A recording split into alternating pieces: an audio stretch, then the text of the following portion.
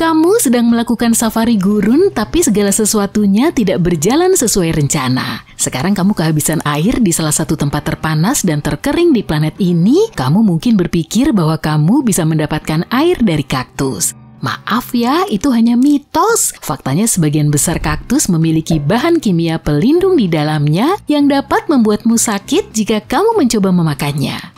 Hanya ada beberapa pengecualian, buah kaktus dan satu jenis kaktus barel yang disebut kaktus barel kail memiliki bahan kimia yang lebih ringan dan dapat memberimu air jika kamu benar-benar membutuhkannya. Kalau kamu percaya bahwa kamu dapat melarikan diri dari buaya jika kamu berlari secara zigzag, tapi aku terpaksa mengecewakanmu nih. Ini juga nggak benar. Berlari saja secepat yang kamu bisa. Buaya jarang mengejar manusia di darat. Mereka lebih suka menyergap mangsanya di dalam air, di mana mereka lebih cepat dan gesit. Lagi pula mereka bisa berenang dengan kecepatan 16 km per jam. Jadi, kemungkinan buaya mengejar manusia di darat sangat kecil. Saran untuk berlari zigzag ini lebih merupakan lelucon daripada strategi bertahan hidup yang serius. Jangan percaya mitos yang menyatakan bahwa kamu bisa selamat dari serangan binatang buas kalau kamu berpura-pura mati. Oke, di dunia hewan berpura-pura mati adalah taktik pertahanan yang umum. Beberapa hewan bahkan mengeluarkan bau tertentu untuk meningkatkan ilusi dan menghalangi predator. Tapi bagi manusia, itu berbeda. Investigasi terhadap 14 jenis hewan yang berbeda di Amerika Utara mengungkapkan bahwa dalam banyak situasi, sangat penting untuk tetap waspada dan tahu kapan mengambil tindakan yang tepat pada waktunya. Gagasan populer berikutnya yang keliru adalah beruang kutub menyembunyikan hidungnya dengan cakarnya saat berburu. Orang-orang berpikir mereka melakukannya karena hidung hitam mereka mudah terlihat di atas es, sementara bulu mereka tersamarkan. Tapi para ahli telah menghabiskan waktu bertahun-tahun menggunakan teleskop untuk mengamati beruang kutub yang berburu anjing laut di kutub utara. Mereka telah mengamati beruang kutub dalam waktu yang lama, bahkan hingga 24 jam, dan tidak pernah melihat sang predator menutup hidung seperti itu, kecuali jika mereka bersin. Gagasan lainnya adalah bahwa berlari menuruni bukit akan menyelamatkanmu dari beruang. Hal ini didasarkan pada pemikiran bahwa kaki depan beruang yang lebih pendek akan menyulitkan beruang berlari menuruni lereng. Kenyataannya, beruang adalah pelari yang sangat cepat, mampu mencapai kecepatan lebih dari 59 km per jam, dan mereka dapat berlari menuruni bukit dengan mudah seperti menanjak. Jadi kamu akan butuh strategi lain nih. Mitos bahwa sandaran kepala kendaraan dirancang untuk dapat dilepas dan tajam sehingga dapat memecahkan jendela adalah salah. Fungsi utama sandaran kepala adalah untuk mencegah kerusakan leher saat terjadi tabrakan. Penelitian dan dokumen tentang desain sandaran kepala tidak menyebutkan adanya fitur untuk memecahkan jendela. Ditambah lagi, tidak semua kendaraan memiliki sandaran kepala yang dapat dilepas, dan yang dapat dilepas belum tentu tajam. Menyentuh bayi burung akan membuat induknya meninggalkannya. Burung memiliki indera penciuman yang terbatas sehingga mereka tidak mungkin mendeteksi aroma manusia pada bayi mereka. Kesalahpahaman ini seringkali membuat orang membiarkan burung yang masih kecil sendirian karena mengira itu akan membantu, tapi pada kenyataannya bayi burung itu mungkin membutuhkan bantuan. Tapi adalah hal biasa bagi bayi burung untuk meninggalkan sarang sebelum mereka dapat terbang dengan baik. Induk mereka biasanya terus memberi mereka makan di tanah. Kalau kamu menemukan bayi burung yang terjatuh dari sarangnya, yang terbaik adalah membiarkannya karena kemungkinan besar induknya ada di dekatnya dan akan terus merawatnya.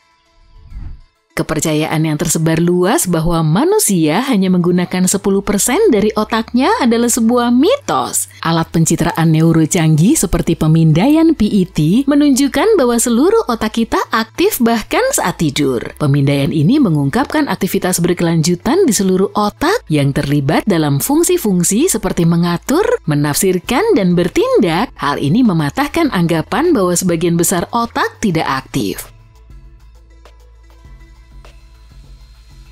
Mitos bahwa mencukur bulu tubuh akan membuatnya tumbuh kembali lebih tebal dan lebih gelap adalah salah. Ketika kamu mencukur bulu wajah atau tubuh, hal itu tidak mengubah ketebalan warna atau tingkat pertumbuhannya. Mencukur akan membuat rambut berujung tumpul, ujung yang baru dipotong dan tumpul ini mungkin terasa lebih kasar atau lebih keras saat rambut tumbuh. Selama fase ini, rambut mungkin tampak lebih mencolok dan dapat terlihat lebih gelap atau lebih tebal, tapi ini hanyalah efek sementara, bukan perubahan yang sebenarnya pada sifat rambut tubuhmu.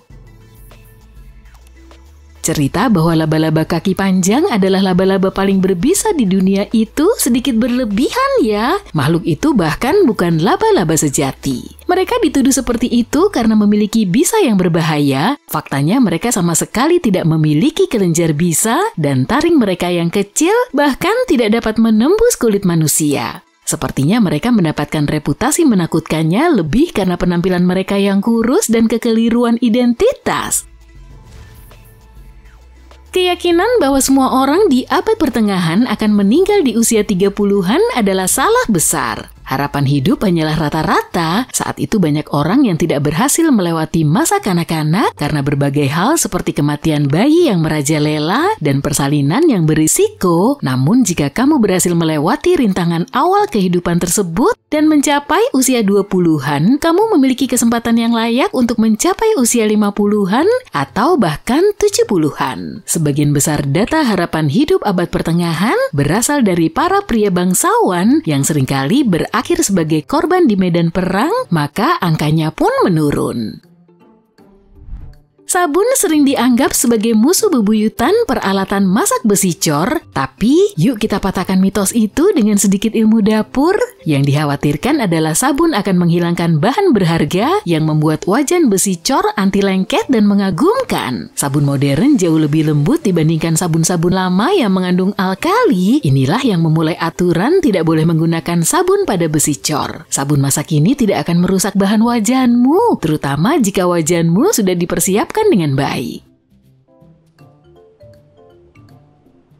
Aturan lama, tunggu 1 jam setelah makan sebelum berenang. Itu lebih merupakan kesalahpahaman ya daripada keharusan medis. Idenya adalah bahwa berenang tepat setelah makan besar dapat menyebabkan kram. Tapi pada kenyataannya ini bukan aturan yang sulit kok. Tentu saja tubuhmu mengalihkan darah ke perut untuk pencernaan yang lebih baik, yang secara teoritis dapat menyisakan lebih sedikit darah untuk otot-ototmu sehingga meningkatkan risiko kram. Tapi bagi kebanyakan orang, berenang setelah makan ringan tidaklah berbahaya.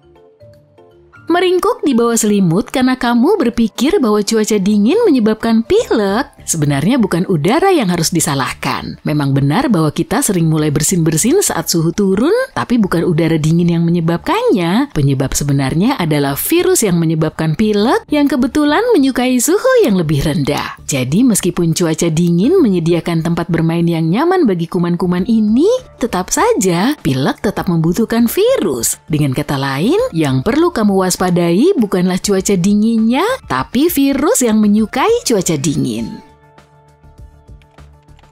Oh, lihat, tipuan privasi Facebook muncul lagi. Meyakinkan orang-orang bahwa dengan menyalin tempel saja bisa secara ajaib melindungi data mereka. Iya, kalimat klasik, saya tidak memberikan izin kepada Facebook, telah kembali memikat pengguna untuk berpikir bahwa pembaruan status ini merupakan perisai yang mengikat secara hukum terhadap pelanggaran privasi. Peringatan spoiler, ternyata tidak. Postingan-postingan ini mengklaim bahwa dengan menyatakan kewenangan atas konten pribadimu di lini masa akan menghentikan Facebook untuk menggunakan foto, informasi, dan pesanmu. Yang benar tetaplah kebijakan dan perjanjian pengguna Facebook yang sebenarnya yang disetujui oleh semua orang saat mendaftar.